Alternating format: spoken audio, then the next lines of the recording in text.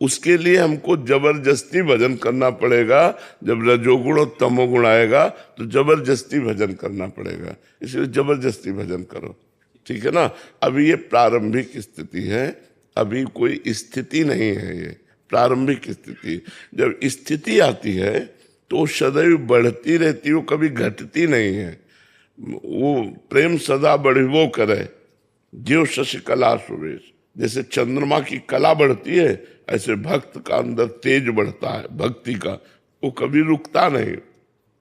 अगर रुक रहा है, कम हो रहा है, तो अभी स्थिति नहीं आई, अभी वो प्रभाव से साधना कर रहा है, पर गुण का प्रभाव उसे प्रभावित कर लेता है। इसलिए आप नियम पूर्वक भजन करो। हमारे सीताराम सीताराम करते हैं। हाँ, जो जो नाम प्रिय हो नियम पूर्वक भजन करो।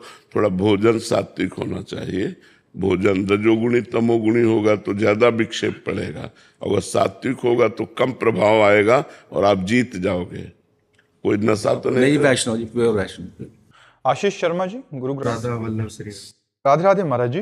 महाराज जी, हम कैसे माने कि हम पूरी तरह से श्री जी की शरण में और हमारी चिंता अब उनकी चिंता है?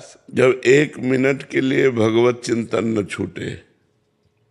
इसकी थर्मामीटर होता ना, कैसे जाने हम बुखार ठीक हो गया, तो बोले 98 है तो बुखार ठीक हो गया, अगर 99 100 है तो बुखार है।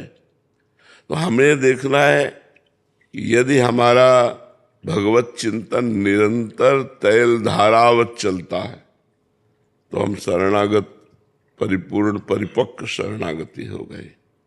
अखंड भजन चल रहा है, थोड़ी देर चला फिर संसार का चिंतन, फिर थोड़ी देर फिर संसार का चिंतन।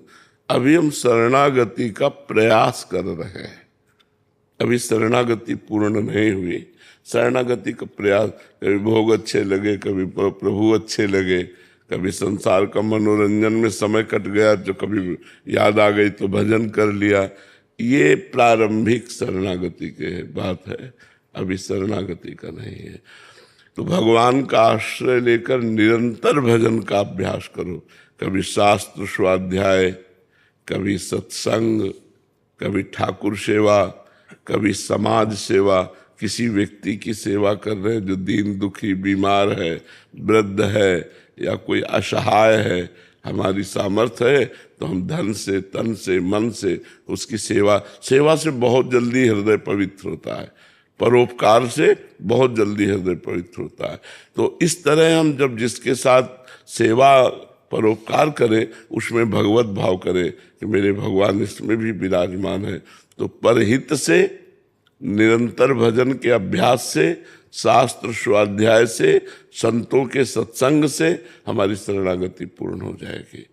हम भगवान के हैं, ये कोई बनावटी नहीं है, हम हैं। बनावटी संसार है, ये संसार में 40-50 वर्ष, 100 वर्ष, 80 वर्ष का संबंध है, लेकिन अनंत वर्षों का संबंध हमारा भगवान से है। हम भगवान के अंश है, उनकी शरण होने में कोई दिक्कत नहीं है। ये माया ही दिक्कत डालती है, आकर्षण। तो नाम जप से हम माया पर विजय प्राप्त करें और साधन करें जो हमने बताया। वंदना जी।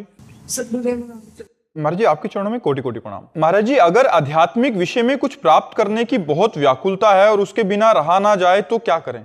हाँ, तो जब लालसा जागृत होती तो साधना में लगा जाता है। केवल लालसा ऐसे थोड़ी हो जाएगी कि हम चाहते हैं कि अमृत फल मिल जाए, तो हमको उसके लिए तप करना होगा, हमको उसके लिए जप करना होगा, हमें उसके लिए साधना करनी होगी। यदि अध्यात्म की पिपासा है